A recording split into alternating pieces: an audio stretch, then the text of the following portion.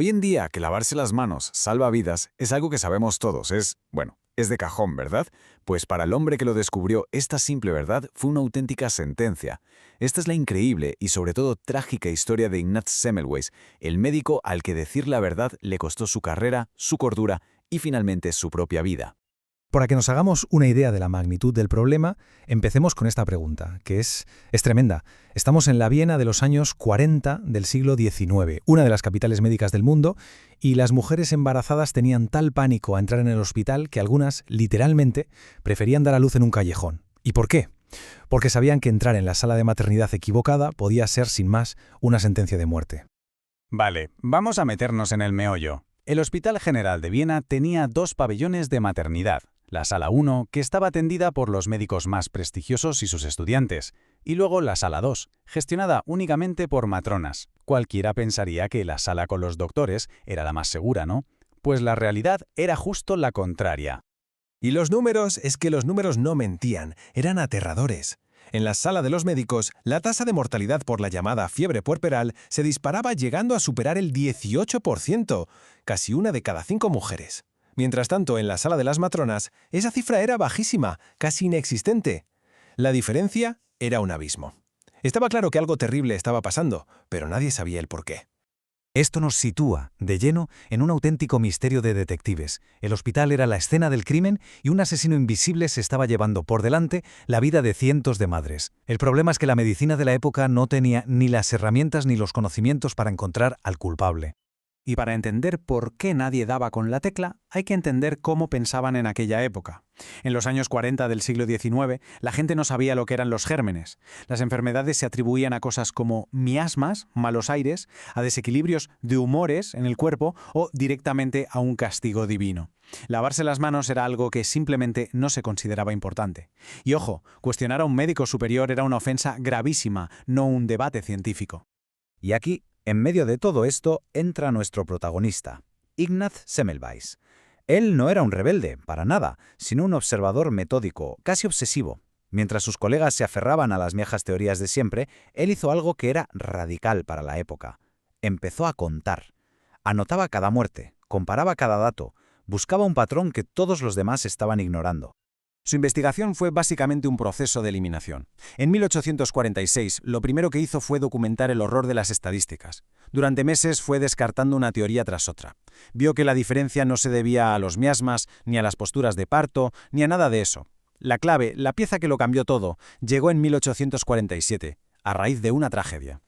Un colega y amigo suyo se cortó por accidente con un bisturí durante una autopsia y murió al poco tiempo. Y este es el momento eureka, el punto crucial. Semmelweis estuvo presente en la autopsia de su amigo y se dio cuenta de algo que le heló la sangre. Los síntomas, las lesiones internas, todo era idéntico a lo que veía en las madres que morían en su sala, la Sala 1. La conexión era innegable, y ahí ató cabos. Los médicos y los estudiantes hacían autopsias por la mañana y sin lavarse las manos iban directos a atender los partos. Semmelweis lo llamó así: partículas cadavéricas. Una expresión que suena horrible, pero que era terriblemente precisa. Su conclusión fue demoledora. Los médicos estaban transportando algo de los cadáveres en sus manos, y con eso estaban contagiando mortalmente a las mujeres que daban a luz. Eran ellos, sin saberlo, los que llevaban la muerte de una sala a otra. Y ahora pasamos a la solución, que era tan sencilla como, en el fondo, humillante para todo el estamento médico. Porque si el problema estaba en las manos de los doctores, la solución, pues también tenía que estar ahí. La propuesta de Semmelweis fue revolucionaria por lo simple que era. Instauró una norma, y además obligatoria. Todo el personal médico, sin excepción, debía lavarse las manos a fondo con una solución de cal clorada, justo después de las autopsias y siempre antes de atender un parto. Una medida súper sencilla para un problema que era mortal. Y los resultados fueron inmediatos y espectaculares. La tasa de mortalidad en la Sala 1 se desplomó. Pasó de un terrorífico 18,3% en abril, justo antes de la medida, a poco más del 1% en los meses que siguieron. Los datos eran sencillamente irrefutables. Las vidas que se estaban salvando eran la prueba definitiva. Con unas pruebas tan claras, tan contundentes, uno esperaría que Semmelweis fuera aclamado como un héroe, ¿no? Pues pasó exactamente lo contrario. Y aquí es donde la historia da un giro muy oscuro y nos enseña una lección bastante dura sobre la naturaleza humana. La reacción de sus jefes y de sus compañeros fue de escepticismo, incluso de burla. Lo que para Semmelweis era una evidencia estadística aplastante, para ellos era una exageración o una simple casualidad. No podían, o más bien, no querían aceptar una verdad que les resultaba tan incómoda. Pero el verdadero problema no era científico. ¿Qué va? Era personal. Pensemos por un momento qué significaba aceptar la teoría de Semmelweis. Significaba que ellos, los prestigiosos doctores de Viena, habían estado matando a sus pacientes durante años por algo tan básico como no lavarse las manos. Era una afrenta directa a su honor, a su estatus. Lo tomaron como un insulto a toda la profesión. Así que el quid de la cuestión era este. El rechazo no se basaba en datos, sino en emociones puras y duras. El ego profesional, el miedo a que un médico joven amenazara la jerarquía. Y, hay que decirlo, el propio Semmelweis no ayudó mucho. No tenía nada de diplomático. Frustrado y horrorizado, empezó a llamar a sus colegas asesinos a la cara, lo que lógicamente solo sirvió para que le dieran aún más de lado. Como se puede imaginar, la historia de Semmelweis no tuvo un final feliz. Su lucha contra el sistema acabó con él. Lo marginaron, lo ridiculizaron y, al final, lo expulsaron de Viena, la misma ciudad donde había hecho su descubrimiento más importante. Y el final es la ironía más cruel que uno pueda imaginar. Semmelweis acabó sus días en un asilo, donde murió en 1865.